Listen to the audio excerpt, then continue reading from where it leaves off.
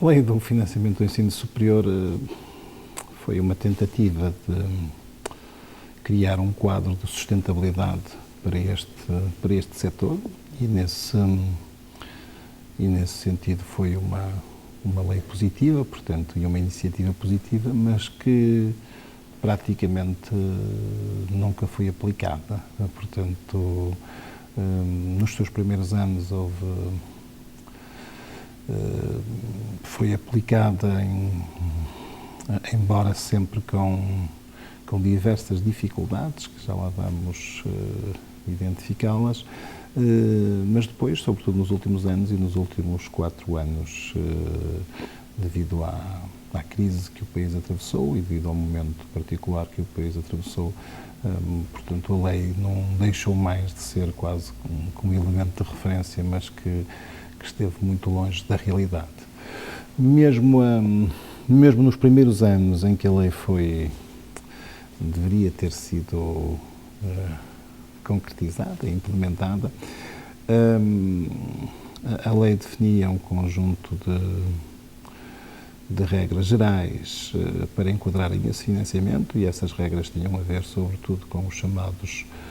fatores de custo ou índices chamados docente-aluno para as diferentes áreas científicas, porque os custos e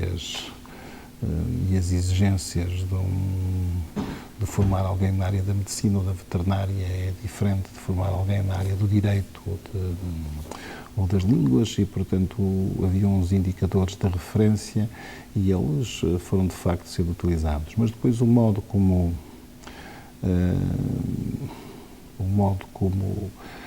o financiamento seria concretizado para cada universidade e a partir de um envelope financeiro que todos os anos é fixado pelo Governo, portanto, o modo como essa verba era dividida pelas diferentes instituições era baseado numa fórmula de afetação desse volume de financiamento a cada uma das instituições. Mesmo nos primeiros anos foi difícil aplicar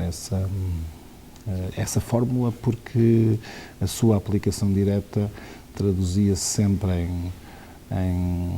em variações, por vezes, muito significativas para algumas instituições, nessa altura, sobretudo para as instituições mais antigas, que tinham fatores de custos mais elevados e que não queriam, e com uma aplicação direta da fórmula, portanto, teriam reduções de financiamento significativo e, portanto, tudo isto foi sempre aplicado de um modo que eu diria razoavelmente mitigado. Nos últimos anos não foi aplicado todo e, portanto, houve várias tentativas, várias fórmulas. Depois é evidente que, consoante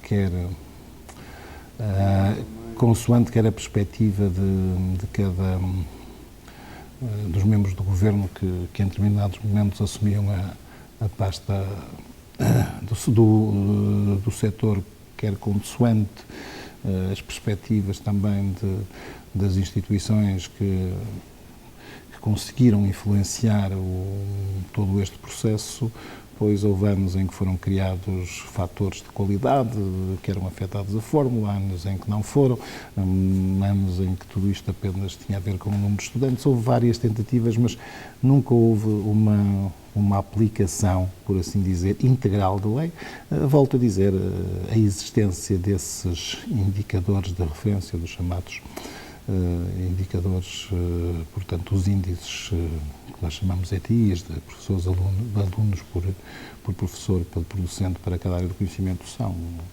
foi algo positivo. Ainda hoje eles são usados como fator de referência, mas apenas como referência relativa entre as várias áreas do conhecimento. Mas, quanto ao resto, foi, portanto, algo que nunca conseguiu cumprir os objetivos para que foram traçados para este diploma legal.